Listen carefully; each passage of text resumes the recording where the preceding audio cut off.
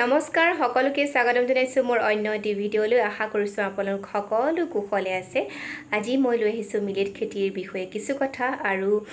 মই আগৰ ভিডিঅ'টোত দেখুৱাইছিলো এই পাঁচটা মেচিন আহিছে মিলেট খেতি কৰা সকলৰ বাবে সুখবৰ আৰু এইটো সময়ত মিলেট খেতিৰ ওপৰত বহুতো গুৰুত্ব দিয়া হৈ আছে মিলেট মিছন হৈছে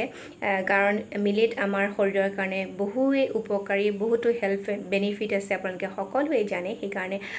মিলেট খেতি মানুহে কৰিছে আৰু ইয়াৰ পৰা লাভৱানো হৈছে গতিকে সেইখিনি কথা আৰু এই মেচিনখিনি কেনেদৰে ব্যৱহাৰ কৰে সেইখিনি সম্পৰ্কে মই কথা পাতিছিলো শিলঙনি মাণ্ডলিক গৱেষণা কেন্দ্ৰৰ শস্য বিজ্ঞানী ডক্টৰ বিনোদ কলিতাৰ সৈতে তেখেতে এইখিনি বিষয়ে সুন্দৰভাৱে কৈছে আৰু আশা কৰিছো ভিডিঅ'টি আপোনালোকৰ কাৰণে নিশ্চয় উপকাৰ কৰিব আৰু আপোনালোকে আশা কৰিছো আপোনালোকে ভিডিঅ'টি শেষলৈকে চাব আৰু যিসকলে মিলেট খেতি কৰে তেওঁলোকৰ কাৰণে উপকাৰী হ'ব বুলি মই আশা কৰিছো আৰু মিলেট খেতি যদি আপোনালোকে কৰা নাই তেন্তে কৰিব পাৰে স্বাৱলম্বী হ'ব পাৰিব নিশ্চয় আৰু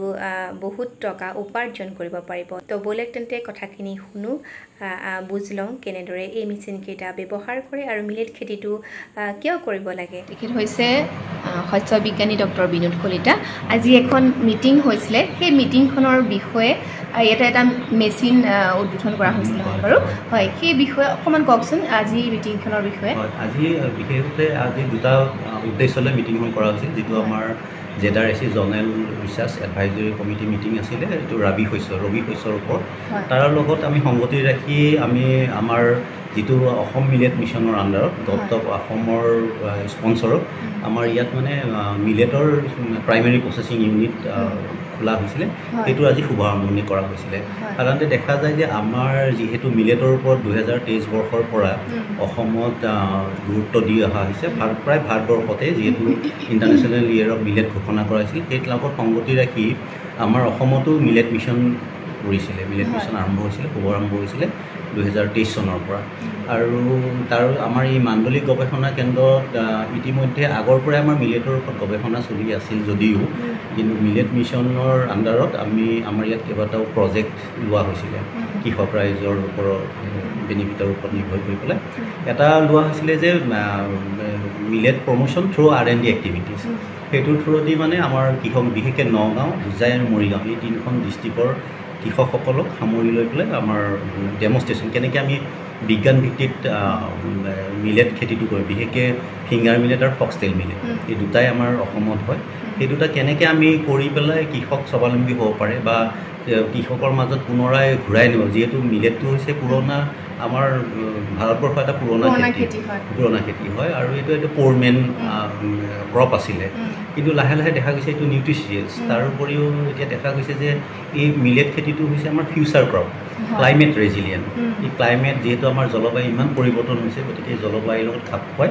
এই খেতিটো কৰিব পাৰে সেইকাৰণে এইটোৰ ওপৰত গুৰুত্ব দি আমাৰ R&D প্ৰজেক্ট লোৱা হৈছিলে আৰু সেই প্ৰজেক্টৰ অধীনত আমি এতিয়া বহুতখিনি ডেমনষ্ট্ৰেশ্যন আমি ৰাখিছিলোঁ কৃষকৰ মাজত মিলাই দিছোঁ আৰু লগতে আমি অসম গভৰ্ণমেণ্টৰ তেওঁলোকে আমাক আমাৰ এই ষ্টেচনটোত মাণ্ডলিক গৱেষণা কেন্দ্ৰটোত এটা প্ৰাইমেৰী প্ৰচেছিং ইউনিট দিছিল য'ত আমাৰ কেইবাটাও প্ৰচেছিং মেচিনাৰিজ আছে মেচিনাৰিজ মেইনলি আপোনাৰ চিড ক্লিনাৰ তাৰপিছত ডি ষ্টোনাৰ তাৰপিছত ডি হাস্কাৰ তাৰপিছত গ্ৰেভিটি ছেপাৰেটৰ এণ্ড থ্ৰেচাৰ এটা এই গোটেইকেইটা দিছে এই গোটেইকেইটা প্ৰাইমেৰী ইউনিট একচুৱেলি প্ৰচেছিঙৰ এইখিনি হ'লে আমাৰ কৃষক মানে স্বাৱলম্বী হ'ব পাৰে মানে টোটেল 5টা যিহেতু অসমত আগতে এই ইনষ্ট্ৰুমেণ্ট বা এই মেচিনাৰিজখিনি নাছিলে যাৰ ফলত কৃষকে লাহে লাহে মানে ইয়াত খেতিটো কৰিব এৰি দিছিলে বহুতে আমাক কৈছিলে যে মিলেট খেতি কৰাৰ পিছত আমি ইয়াক কেনেকৈ প্ৰচেছ কৰিম বহুতে জনা নাছিলে লাহে লাহে আমি এইটোৰ ওপৰত গুৰুত্ব দিলোঁ মেইনলি প্ৰচেছিং ইউনিটৰ ওপৰত নাবাৰ্ডেও আমাৰ লগত সহযোগিতা কৰি কেইবাটাও প্ৰজেক্ট তেওঁলোকে লৈছিলে তেনেকৈ সেই প্ৰজেক্টটো হোজাই কাকি অঞ্চলত লোৱা হৈছিল তাৰে তত্বাৱধান মোৰ দ্বাৰা হৈছিলে গতিকে তেওঁলোককো এনেকৈ ধৰণৰ কেইবাটাও মেচিনাৰিজ ফাৰ্মাৰসকলক নাবাৰ্ডৰ থ্ৰু দি দিয়া হৈছে আৰু এইটো আমাৰ অসম গভৰ্ণমেণ্টৰ স্পন্সৰ্ড হয় তেওঁলোকে আমাক দিছে এতিয়া গতিকে আমাৰ ইয়াৰ নগাঁও মৰিগাঁও হোজাই কৃষকসকলে এই মেচিনখিনি সুবিধাটো ল'ব পাৰিব এতিয়া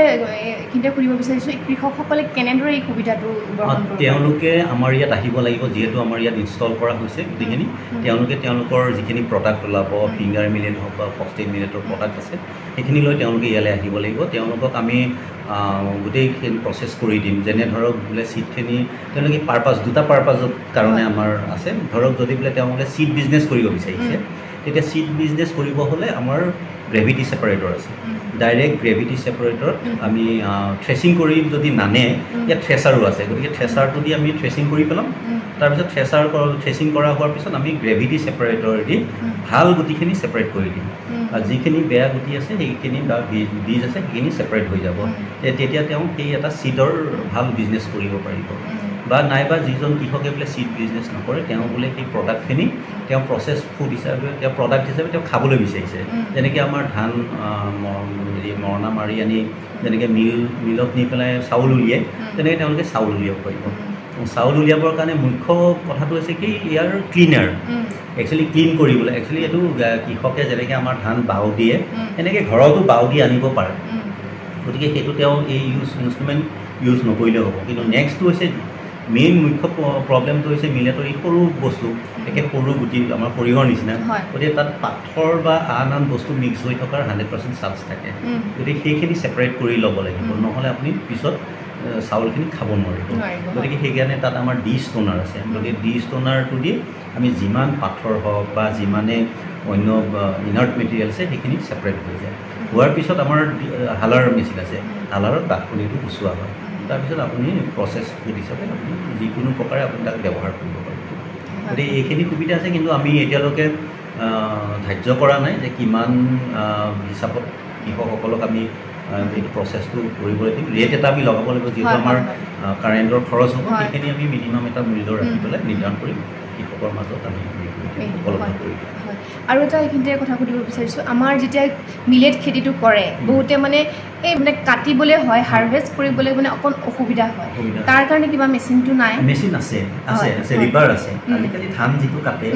ধান কটা বা কম্বাইন হাৰ্ভেষ্টাৰ আছে কম্বাইন হাৰ্ভেষ্টাৰ বাৰু সহজতে উপলব্ধ নহয় বহুত কষ্টলি হৈ যায় গতিকে আমাৰ ৰিপাৰ আছে ৰিপাৰ খুব কম খৰচৰ বস্তু এটা গতিকে সেই ৰিপাৰটো যেনেকৈ ধান কাটে তেনেকৈ এইটো মিলেটটো কাটিব পাৰিব গতিকে কোনো অসুবিধা নাই কটাৰ কাৰণে কোনো সমস্যা নাই মানে কৰিব লাগে হয় মানে কি হয় এজন কৃষকক লগ পাইছিলোঁ তেখেতে মানে মিলেট খেতিটো কৰিলে সেই কাটিব নোৱাৰাৰ কাৰণে তাতে তেওঁৰ মানে বেয়া হৈ গ'ল কাৰণ ধানৰ নিচিনা কাৰণ ধানত এটা মুঠাত আপোনাৰ 20ডাল বা 25ডাল থাকিব পাৰে মানে জাত লৈ কথা কোনোবা ডালত 12ডালো থাকিব পাৰে এটা মুঠাত বা এটা গুজত যিটো আমি হিল বুলি কওঁ ঠিক তেনেদৰে ফিংগাৰ মিলেটত আকৌ এটা গুজত বা এটা পাৰ হিলত খুব বেছি 3ডালহে থাকে তাতকৈ বেছি নাথাকে কেতিয়াবা 4ডাল থাকিব পাৰে আৰু কিন্তু ফক্সটেইলততো এডালেই থাকে কেতিয়াবা 2ডাল ওলায় অসুবিধা নাই একোৱেই নাই তেখেতে কি ধৰণৰ অসুবিধা পালে নাজানো আৰু যদি বোলে ভাবে আমি গুৰি চপাই নাকাটো তেতিয়া তেওঁ সিটো কাটিলে হ'ল ওপৰত থিয় হৈ হৈ কাটিব পাৰে অসুবিধা নাই তাৰ কাৰণে কোনো এটা ধানেই এক প্ৰকাৰে ধান জাতীয় ঘাঁহ জাতীয় হৈছে তাত অসুবিধা হোৱা মই নেদেখোঁ এতিয়া মানে এতিয়া মিলেটটো হৈছে এটা মানে লাভজনক খেতি আৰু তাতে যিহেতুকে আমাৰ নিউট্ৰিশ্যন বহুত আছে বেছি আছে হয়নে মানুহে এতিয়া সেইকাৰণে খাবলৈও লৈছে আৰু এতিয়া বহুতখিনি ফুড প্ৰচেছিং কৰিম বুলি কৈছে নহয়নে বাৰু হয় সেয়াও মেচিন আহিব নেকি আছে সেনেকুৱা ধৰণৰ প্ৰচেছিং ইউনিট যেতিয়া ধৰক যেনেকৈ আটা বনোৱা মেচিনো আছে সেইখিনিৰ পৰা আমি আটা বনাব পাৰিম আটা বনোৱাৰ লগে লগে আমি বিভিন্ন ধৰণৰ প্ৰডাক্ট বনাব পাৰিম যেনে বিস্কিটৰ পৰা আদি কৰি গোটেইখিনি আমি ব্যৱহাৰ কৰিব পাৰিম গতিকে এইখিনি কোনো সমস্যা নাই গতিকে খালি আগবাঢ়ি আহিলে নলেজৰ প্ৰয়োজন কৃষকৰ মাজত এটা ব্যৱসায়িক নলেজ থাকিব লাগিব এতিয়া বৰ্তমান বাৰু এই কোনখিনি জেগাত বাৰু এই মিলেট খেতিটো বেছিকৈ কৰা হয় এতিয়া আমি অলৰেডি আমাৰ কাকি অঞ্চলত যিহেতু ড্ৰাই বেল্ট হয় কাকি অঞ্চলত যথেষ্ট এৰিয়া মিলেট খেতি কৰি আছে আৰু ঠাই বিশেষকৈ আমি আজি 2 বছৰ 3 বছৰৰ পৰা যিটো আমি কৰি আছোঁ কিছুমান আমাৰ কলিয়াবৰ এৰিয়াত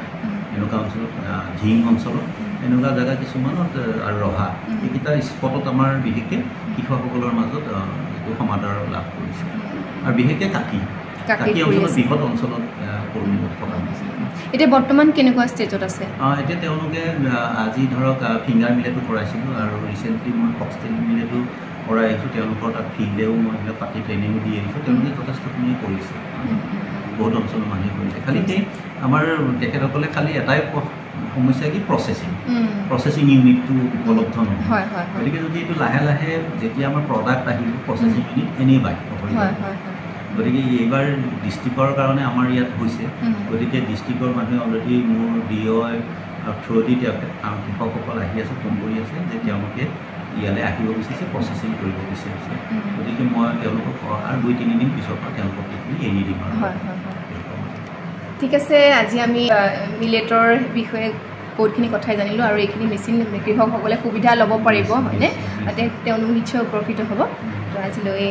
এৰিছোঁ নমস্কাৰ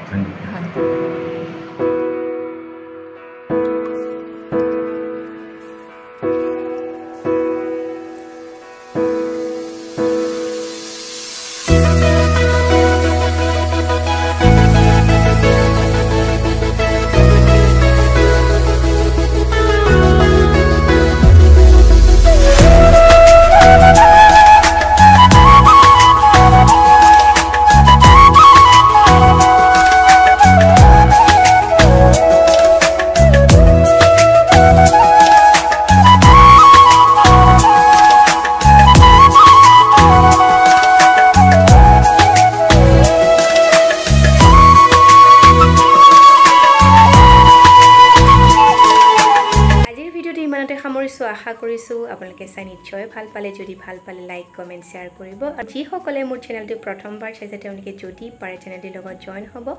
আৰু ছাবস্ক্ৰাইব কৰিব বুলি আশা কৰিছোঁ আৰু এনেকুৱা ধৰণৰ ভিডিঅ' আকৌ পুনৰ কেতিয়াবা আগবঢ়াম তাৰ কাৰণে অনুপ্ৰাণিত কৰিব বুলি আশা কৰিছোঁ তো আজিলৈ বিদায় লৈছোঁ সকলো যাতে কুশলে থাকে পুনৰ লগ পাম তেতিয়ালৈকে নমস্কাৰ